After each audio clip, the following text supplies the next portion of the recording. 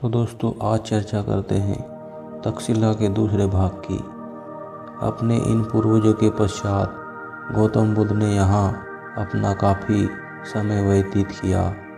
गौतम बुद्ध ने भी अपना जीवन यहाँ बिताया। वे तक्षशिला के वनों में विहार किया करते थे और एकांत व शांत स्थान पर बैठकर ध्यान लगाया करते थे।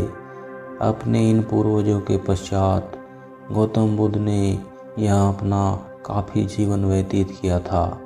गौतम बुद्ध भी इक्ष्वाकु कुल के ही थे। इनके पिता का नाम शुद्धोधन था और जिनका कुल इक्ष्वाकु था। जो पिता के राम के कुल के थे वो श्री राम के ही वंशज थे। इनकी माता शाक्य कुल की थी जिनका नाम महामाया था। तक्षशिला नगर में अनेक बौद्ध विहार या मठों का निर्माण कराया गया था। यहाँ पर अनेक बौद्ध विहारों का निर्माण हुआ था।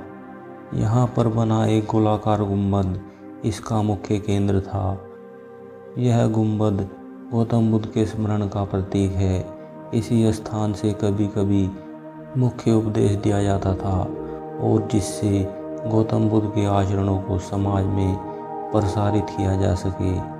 तक्षशिला विश्वविद्यालय के इस गुंबद से विद्वान आचार्य सेवकों व शिष्यों को मुख्य उपदेश देते थे। शिष्य या सेवक खड़े होकर आचार्य की बात सुनते थे। इस विश्वविद्यालय से पाणिनि, चंद्रगुप्त, जीवक, कौशलराज, प्रसेनजित आदि महापुरुषों ने शिक्षा प्राप्त की थी। गौतम बुद्ध के निर्वाण के पश्चात यहाँ रहने वाले बौद्ध भिक्षुओं को अनेक प्रकार के विदेशी आक्रमणों को झेलना पड़ा था और 6वीं शताब्दी ईस्वी पूर्व फारस के शासक कुरुश ने सिंधु प्रदेशों पर आक्रमण किया। ये विदेशी रात में व चोर डाकू के रूप में आक्रमण करते थे और यहाँ रहने वालों का धन लूट कर ले जाते थे। और बाद में कुरुश के कुछ उत्तराधिकारियों ने भी इस प्रदेश पर आक्रमण करने की कोशिश की थी, जिससे तक्षशिला उनके कब्जे में चली गई और लगभग 200 वर्षों तक इस पर फारस का आधिपत्य रहा। मकदूनिया के आक्रमणकारी सिकंदर के समय तक्षशिला की चर्चा करते हुए स्ट्रैबो ने लिखा है कि वह एक बड़ा नगर था, अच्छी विधियों से शासित था, घनी आबादी वाला था और उपजाऊ भूमि से युक्त था। उस समय यहाँ का शासक बेसिलियस अथवा टैक्सिलीज था। इसने सिकंदर से उपहारों के साथ भेंट कर वार्ता कर ली थी और अपना मित्र बना लिया था। इसकी मृत्यु के बाद इसका पुत्र आम भी सिकंदर का मित्र बना रहा।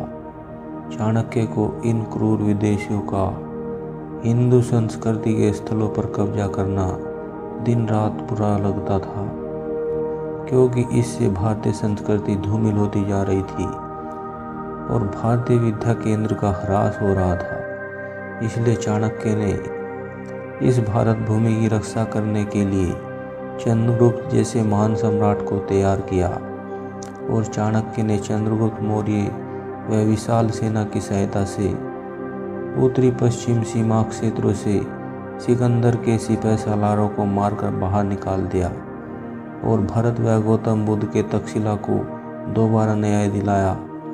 इसके बाद चंद्रगुप्त मौर्य ने विदेशी आक्रमणकारों से निजात पाने के लिए अपनी राजधानी यहाँ बसा ली और यहीं शासन करने लगे और उन्होंने यहाँ बौद्ध अनुयायियों की रक्षा की। अब यह चंद्रगुप्त मौर्य के उत्तर की दिशा की प्रांतों की राजधानी बन गई और चंद्रगुप्त मौर्य अपने मंत्रियों की सहायता से यहाँ शासन करने लगे। बाद में उसके पुत्र बिंदुसार, पौत्र सुसीम और प्रपोत कुणाल को यहाँ का बारी बारी से इस प्रांतीय शासक नियुक्त किया गया, जो अपनी राजधानी राजगृह से इसकी देखरेख करते थे।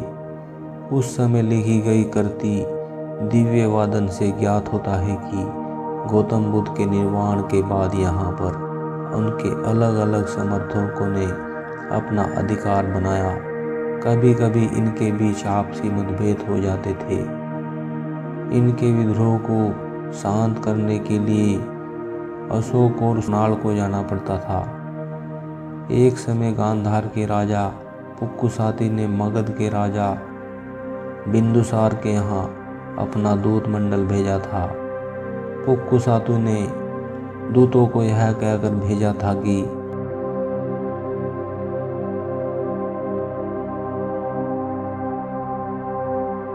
उनके द्वारा यहाँ नियुक्त किए गए मंत्री कार्य करने में असक्षम हैं और अपने मनमाने ढंग से यहाँ का कार्य सही तरीके से नहीं करते, जिस कारण उनमें आपसी मतभेद हो जाते हैं। इनके इन विद्रोहों के निवारण के लिए अशोक तथा उसके पुत्र कुणाल को जाना पड़ता था। लेगी फयान ने अपनी यात्राओं में इसका वर्णन किया है।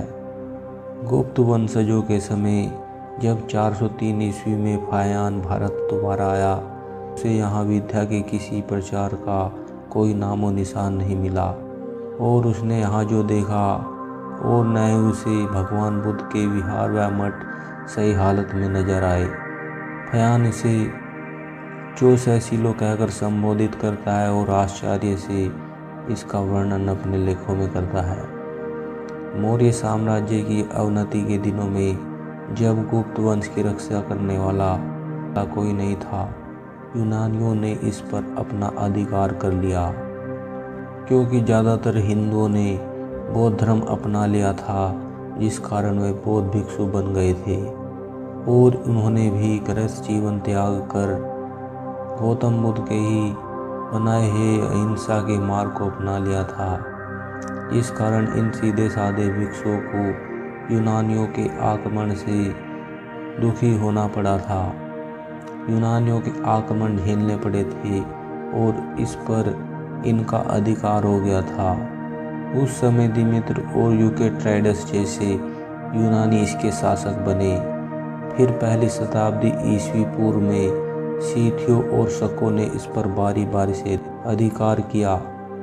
कनिष्क इसने भी इस पर अपना अधिकार करना चाहा। बाद में कनिष्क के वंशजों ने भी इस पर शासन किया। तक्षशिला का उसका बाद का इतिहास कुछ अंधकारपूर्ण है। चौथी शताब्दी से ही पश्चिम मार्ग से भारत पर विदेशी आक्रमण होने लगे थे। विदेशी आक्रमणों ने इस विश्वविद्यालय को काफ़ी क्षति पहुंचाई थी। 5वीं शताब्दी में स्कंदगुप्त के शासनकाल के दौरान हुणों ने इस पर हमला किया था। उन्होंने भारत पर जो विध्वंसक हमले किए उनमें तक्षशिला नगर ध्वस्त हो गया। शक और यूची जो तिब्बत और चीन के निवासी थे, तक्षशिला के केंद्र का ह्रास उनके उत्तराधिकारियों के समय ही प्रारंभ हो गया था। हुणों के आक्रमण के पश्चात भारत आने वाले दूसरे चीनी यात्री युआन चांड, जो 7वीं शताब्दी में भारत आया था, उसे यहाँ की पुरानी अवस्था सही हालत में नहीं मिली और उसे यहाँ निराशा ही दिखाई दी। उसने उस समय यहाँ देखा कि यहाँ के बौद्ध भिक्षु दुखी अवस्था में थे और प्राचीन बौद्ध विहार और मठ खंडर हो चुके थे, क्योंकि यहाँ जो बौद्ध भिक्षु रहते थे वो दुखी दिखाई पड़ रहे थे। क्योंकि इन बौद्ध भिक्षुओं के समय यहाँ पर बने बौद्ध विहार व मठों को क्रूर हुणों ने आक्रमण करके तहस नहस कर दिया था। हुणों ने आक्रमण करके बौद्ध मठों को ढा दिया था और तक्षशिला को बहुत ज़्यादा नुकसान पहुंचाया था। असभ्य हुणों की दुर्दांत तलवारों ने भारतीय संस्कृति के विद्या केंद्र को समूल नष्ट करने की कोशिश की थी। हुणों ने इसे बहुत ज़्यादा क्षति पहुंचाई थी। इसके बाद इस पर अरब तुर्क से आने वाले मुसलमान शासकों ने बहुत ज़्यादा नुकसान किया। तक्षशिला को मुसलमान शासकों ने बहुत ज़्यादा क्षति पहुंचाई थी। पश्चिम से आने वाले ये मुग़ल लुटेरे व आक्रमणकारी इसे बारी बारी से नुकसान पहुंचाया करते थे। अंततः 6वीं शताब्दी में आक्रमणकारियों द्वारा पूरी तरह नष्ट कर दिया गया, जिस कारण से यहाँ रहने वाले बौद्ध अनुयायियों ने अपना मार्ग बदल लिया और ये बौद्ध भिक्षु भारत के अलावा अन्य स्थानों की ओर रुख कर गए। कुछ बौद्ध भिक्षुओं ने भारत के अलग अलग राज्यों में अपना निवास स्थान बना लिया। कुछ बौद्ध भिक्षु भारत के अलग अलग राज्यों में चले गए। तक्षशिला को बाद के दिनों में प्राकृतिक आपदा भी झेलनी पड़ी थी। सन 1913 ईस्वी में खुदाई के दौरान इसके पुराने अवशेषों को खोजा गया था, जिसका कार्य जॉर्ज मार्शल को सौंपा गया था। जॉर्ज मार्शल ने इसमें अनेक स्तूपों और मूर्तियों को खोजा। यहाँ अनेक स्तूप और भगवान बुद्ध की कुछ प्रतिमाएं मिली। सन 1980 में इसे यूनेस्को ने विश्व धरोहर के रूप में पहचान दिलाई और इसके बाद इसे विश्व धरोहर फंड द्वारा 12 स्थानों में विशेष स्थान मिला और भारतीय संस्कृति के साथ न्याय हुआ और यूनेस्को तथा विश्व धरोहर फंड द्वारा इसको कुछ संरक्षण मिला। दोस्तों, इस वीडियो को बिना लाइक किए बिल्कुल न जाए। साथ ही हमारे इस चैनल को सब्सक्राइब जरूर करें और बेल आइकन को जरूर प्रेस करें, जिससे आपको और भी वीडियो देखने को मिल सके। तब तक के लिए नमस्कार।